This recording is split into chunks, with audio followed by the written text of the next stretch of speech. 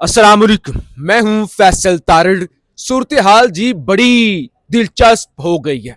एक तो अगले 12 घंटों के बाद सुप्रीम कोर्ट के अंदर वो रिपोर्ट जमा होने लगी, बल्कि रिपोर्ट पर बहस होने लगी है। ये रिपोर्ट सामने आने लगी है। रिपोर्ट तो आज जमा हो गई थी, जो कल 3 घंटे से जायद मुलाकात बैरिस्टर सलमान सफदर की बानी पीटीआई के साथ हुई। एक तो वो बात। दूसरे नंबर पे हुकूमत ने खान को अस्पताल मुंतकिल करने के हवाले से रजामंदी जाहिर कर दिया कि भाई हमें कोई एतराज नहीं है। अगर खान की हेल्थ का वाकई मसला है और उनके डॉक्टर रेकमेंड करते हैं तो फिर हमें कोई एतराज नहीं है। तीसरे नंबर पे अब सोशल मीडिया पे वो चीखें, वो डाकिए, वो रावी, वो सिंधियों को बंदर कहने वाले रोना शुरू हो गए हैं कि भाई अब दिहाड़ियां तो बंद होने लगी हैं, अब तो कारोबार बंद हो रहा है। फिर चौथे नंबर पे जो अहम बात है वो ये है कि जनरल रिटायर्ड कमर जावेद बाजवा इस वक्त जो खबरें आ रही हैं जिंदगी और मौत की कशमकश में है। कल तक तो शायद उन्हें होश भी नहीं था। उस हवाले से बात करेंगे, क्या उनकी हालत है, कितने जख्म आए हैं। इत्तफाक देखिए, जिशान नूर साहब मेरे साथ हैं। खान के अस्पताल मुंतकिल होने की बातें चल रही हैं और खान को निकालने वाले जनरल रिटायर्ड बाजवा साहब वो बेचारे अस्पताल जा भी चुके हैं। ये कैसा इश्क है और कैसी मोहब्बत है। फिर इससे बढ़ के अहम खबर जो डिस्कस आपके साथ करने जा रहे हैं, अल्लाह करे वी लोग लंबा ना हो। लाहौर के अंदर जो एक आला सिक्योरिटी अफसर आप कह लें या शख्सियत कह लें मुलाकात हुई है। अब जो अंदाजे ही है ना जी, कुछ कहते हैं DGISPR थे, कुछ ज्यादा लोग कह रहे हैं DGISI थे, जो भी थे मुलाकात करने वालों ने नाम नहीं बताया। जिशान नूर साहब मेरे साथ हैं। जिशान साहब, हुकूमत ने रजामंदी जाहिर कर दी है। अभी एक टीवी प्रोग्राम के अंदर बैरिस्टर अकील मलिक साहब थे, फार्म 47 के MNA हैं नून लीग के। उन्होंने कहा भाई डॉक्टर अगर यानी रजामंदी ना, अभी से उन्होंने अगर कहना था कि वो नहीं जी ऐसा है वैसा है, एक तो उन्होंने कर दिया। दूसरी तरफ अब शोर शुरू हो गया। वो आपके दोस्त रजी दादा साहब आज बड़ा रो रहे थे। जरा इस हवाले से जरा बताएं कि क्या वो मातम कर रहे थे और अभी और भी मातम जाहिर होंगे। देखें फैसल साहब, चीज़ें तो बड़ी तेज़ी के साथ तब्दील हो रही हैं जी। सुप्रीम कोर्ट का एक्टिव हो जाना, सलमान सफदर का 3 घंटे इमरान खान से मुलाकात करना, अब अक्ल इस बात को तस्लीम नहीं करती कि खान की लिविंग कंडीशंस के ऊपर और मुयस्सर सहूलियात के ऊपर उन्होंने रिपोर्ट मुरतब करनी थी।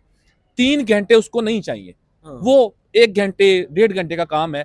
सो चीज़ें तो हो रही हैं। सुहेल अफरीदी की मुलाकातें हम पहले भी जिक्र कर चुके हैं। आज फिर जो चीज़ें लाहौर से आई हैं वो भी बड़ी अहम है। अच्छा, लेकिन एक जरूर इस सारी चीज में गडमड नहीं करना चाहिए। हेल्थ वाला वाकई जेन्युइन इशू है। वो तो एग्जैक्टली जेन्युइन इशू है, क्योंकि आज हुकूमत ने जो रजामंदी जाहिर की है, मेरे नजदीक ये सबसे बड़ी खबर है। हाँ। कि हुकूमत ने बैरिस्टर अकील मलिक वजीर ममलिकत हैं फॉर लॉ, उन्होंने ये कहा कि अगर डॉक्टर्स ये कह देते हैं कि खान साहब को अस्पताल ले जाने की जरूरत है, उनकी फर्दर ट्रीटमेंट जेल में नहीं हो सकती, तो हम उन्हें किसी भी अस्पताल में शिफ्ट कर देंगे, हमें कोई एतराज नहीं है। डॉक्टर तो पिम्स वाले भी कह चुके हैं। पिम्स का डायरेक्टर राना सिकंदर हयात मेरे ख्याल से उनका नाम है, वो भी कह चुके हैं। नुकता तो यही है ना कि कोई ऐसा डॉक्टर इस पूरा अर्ज के ऊपर होगा कि जो इस बीमारी को खान साहब की को लेके ये कहे कि नहीं नहीं अस्पताल जाने की जरूरत नहीं है, जेल में ही इलाज मुमकिन है। हाँ। हो ही नहीं सकता। हाँ। सो इस दोनों चीजों को अगर आप कनेक्ट करें तो ये चीज वाजे है कि डॉक्टर्स की एक्सपर्ट ओपिनियन आएगी। वो ये कहेंगे कि बिल्कुल जी इनको अस्पताल शिफ्ट करना पड़ेगा।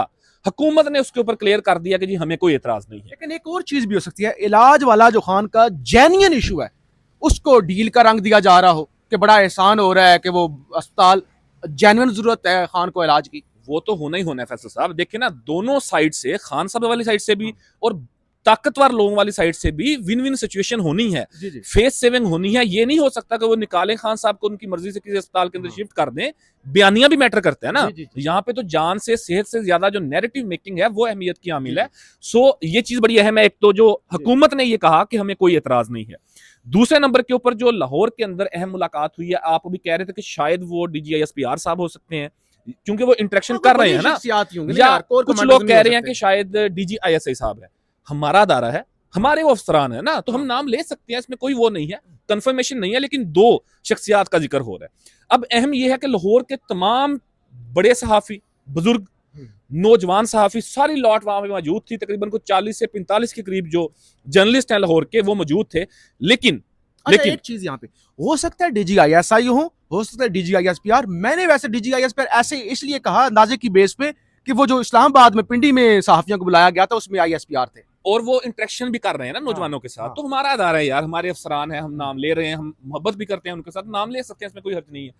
मामला अहम ये है कि जो उन्होंने वहां पे बात की सहाफियों के साथ इंटरेक्शन में, वही लोग जो पहले भी मुलाकातें करते रहे हैं, अजमल जामी साहब को सुने, आप मंसूर अली खान साहब को सुने, वो ये तासुर दे रहे हैं कि जो पिछले एक हफ्ते से पहले जो बयानिया था एस्टेब्लिशमेंट का, उसमें थोड़ी सी तब्दीली उन्होंने महसूस की है। है तब्दीली या नहीं, लेकिन महसूस की है। अगर महसूस की है तो खान पर कोई कमेंट नहीं किया गया, नेगेटिव कमेंट। इवन दैट अहम ये है कि मंसूर अली खान ये कहते हैं कि मैंने उनसे पूछा कि जी खान साहब को माजी करीब के अंदर पिछले 2-4 महीनों में जहनी मरीज भी कहा गया, उन्हें पाकिस्तान के लिए सिक्योरिटी रिस्क भी कहा गया, तो क्या आप अभी भी अपनी बात के ऊपर कायम हैं? तो उन्होंने कहा कि जी हर सियासतदान हमारे लिए काबिल एहतराम है। सो चीजें तो तब्दील हो रही हैं और ये बहुत बड़ी पेशरफ्त है जो आज लाहौर में अहम अस्करी एक अफसर ने तमाम सहाफियों के साथ डिस्कशन की। और 9 मई को लेके एक और अहम बात कि 9 मई का सवाल उनसे हुआ कि जी 9 मई के केसेस और सारा मामला 9 मई के ऊपर एस्टेब्लिशमेंट का बयानिया हमेशा ये रहा कि जिसके ऊपर कोई माफी नहीं है, लोगों के सामने माफी मांगी जाए, इमरान खान माफी मांगे, PTI माफी मांगे, फिर सोचा जाएगा क्या करना है। लेकिन उसके ऊपर उन्होंने कहा कि चूंकि ये 9 मई के मामला अदालतों में सब जुडिश हैं, अदालतों के अंदर भी चल रहे हैं, तो हम इस पोजीशन में नहीं है कि हम अदालतों के मामला में इंटरवीन करें और इसके ऊपर कोई कमेंट करें। सो थोड़ा सा पीछे हटे हैं, बर्फ पिघली है, दोनों साइड से पिघली है और ये बड़ी अहम डेवलपमेंट है। एक हुकूमत के खान को अस्पताल में शिफ्ट करने के ऊपर रजामंदी, और दूसरी बड़ी सियासी शख्सियत की लाहौर में कुछ थोड़ी सी नरमी लेके आना अल्फाज के अंदर, एटीट्यूड के अंदर, बिहेवियर के अंदर। बहरहाल ये तो फिर देखे ना, ये कोई फैक्ट्स हैं, कोई कहानी तो है नहीं ना। अगर बयान करने पे आए तो आधा घंटा लग जाएगा। ये जो पिछले 1 महीने में डेवलपमेंट्स हुई हैं, अचकज़ई, अल्लामा राजा नासिर अब्बास, सुहेल अफरीदी की मुलाकातें, ये बहुत सारी चीज़ें हैं जो लगता है कि पॉजिटिव। अब बाज़ औक़ात इस तरह की चीज़ें हो रही होती हैं और पहले भी हुई हैं। अहम चीज़ ये होती है कि ये क्या कोई वो मंतकी अंजाम की तरफ मामला जाते हैं। बहरहाल जी, ज़िशान नूर साहब के फेवरेट और पाकिस्तानियों के favourite army chief general retired जो है वो कमर बाजवा साहब, बहरहाल इस वक्त उनके हवाले से इस तरह की भी मेरे ख्याल से बात नहीं करनी चाहिए, क्योंकि वो जिंदगी और मौत की कश्मकश में है। और सोशल मीडिया को भी आला ज़रफ़ी का मुज़ाहरा करना चाहिए, जहाँ यानी ठीक है इख्तिलाफ किसी का भी हो तो आला ज़रफ़ी का मुज़ाहरा ही करना चाहिए। जनरल रिटायर्ड बाजवा साहब के हवाले से खबर चली, हालांकि खबर आज आई है, वाक़या ये मंगल का है।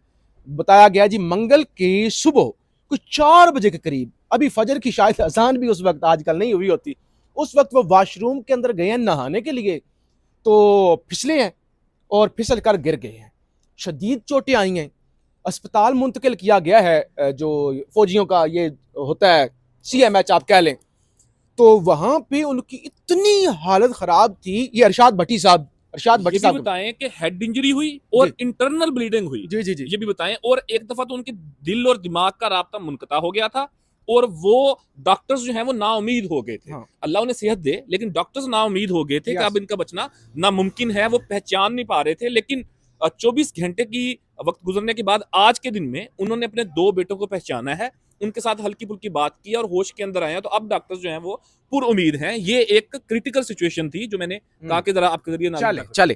तो देखिए नाजरीन, हम मेडिकल एक्सपर्ट तो नहीं है, लेकिन देसी लोग हैं जो चीज़ें सुनते हैं। किसी का भी एक्सीडेंट हो जाए तो वो वहाँ पे यही कहा जाता है कि भाई खून बाहर निकल गया। तो बाज़ औक़ात जो कहा जाता है कि अगर खून बाहर निकल जाए, ज़ाया हो जाए, वो एक अलग चीज़ है, लेकिन अगर अंदर इंटरनल ब्लीडिंग हो तो वो फिर मामला सेंसिटिव होता है, क्रिटिकल हो जाता है। तो यही अरशाद भट्टी साहब की जो उनकी फैमिली से, बाजवा साहब की फैमिली से बात हुई है, उसमें उन्होंने बताया कि भाई कल तक नहीं पहचान पा रहे थे, किसी को भी नहीं पहचान पा रहे थे, आज 2 बेटे उन्होंने पहचान लिया, तो खतरे से बाहर नहीं है। जो मैंने बताया ना, जिंदगी और मौत कश्मकश, अभी भी डॉक्टर कह रहे हैं भाई खतरे से बाहर नहीं है, ICU के अंदर ही है, एटलीस्ट उन्होंने लोगों को पहचाना है। लेकिन फैसल साहब, अहम एक और मामला है। अहम ये है कि आप भी जानते हैं, मैं भी जानता हूं, पाकिस्तान में इस्लामाबाद के अंदर रहने वाले सहाफ़ी, तमाम सीनियर जूनियर जानते हैं कि जनरल कमर जवेद बाजवा साहब को अपने घर से भी बाहर निकलने की इजाजत नहीं है। ये भी रिपोर्ट हुआ कि अभी माजी करीब के अंदर उन्होंने आंखों का मुआयना करवाना था, ऐनक तब्दील करवानी थी, तो उनके सिक्योरिटी स्टाफ ने उन्हें बाहर नहीं जाने दिया, बल्कि वो सारा सेटअप उठा के उनके घर के अंदर ले गए। अच्छा, एक ऐसा शख्स जिसके लिए इतनी एक और को इंसिडेंट है कि बाजवा साहब भी असल में कैद में ही है, हर खान कैद में है, वो भी कैद में है, हाँ। वो हाउस अरेस्ट कह लें आप उन्हें, हाँ। मतलब है नहीं वो लेकिन क्या कह कहते सकते हम हैं। तो डूबे हैं सनम, तुम्हें भी ले डूबेंगे। अहम फैसला साहब ये है कि ये जो खबर चली है जी। इसमें ये भी कहा जा सकता था कि जनरल कमर जावेद बाजवा जो हैं वो अपने घर में कहीं पांव फिसलने की वजह से गिर गए और शदीद जख्मी हो गए, बाकी सारी चीज वही होती जो रिपोर्ट हुई है।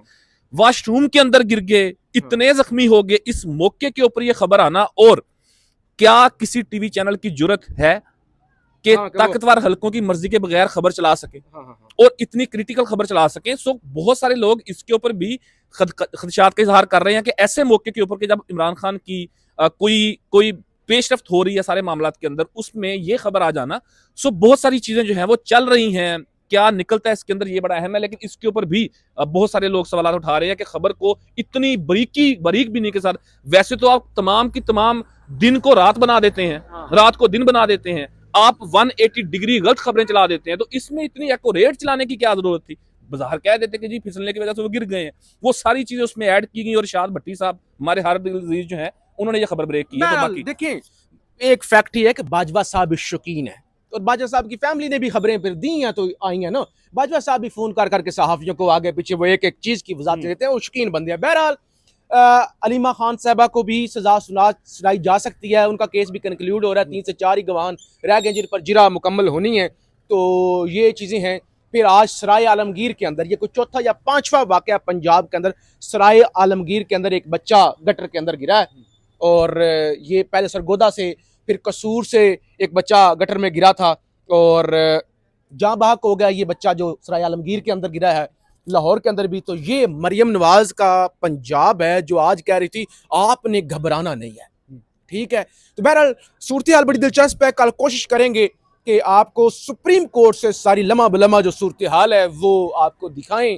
अगर आपने ट्विटर पर फॉलो नहीं किया तो ट्विटर पर फॉलो कर लें, वहाँ पर ज़रा जल्दी चीज़ें बंदा लिख देता है, शॉर्ट चीज़ें वीडियो में ज़रा लंबी हो जाती है, तो वीडियो के जरिए भी वीलॉग के जरिए भी आपको अपडेट करते रहेंगे। फीडबैक ज़रूर दीजिएगा। पाकिस्तान जिंदाबाद।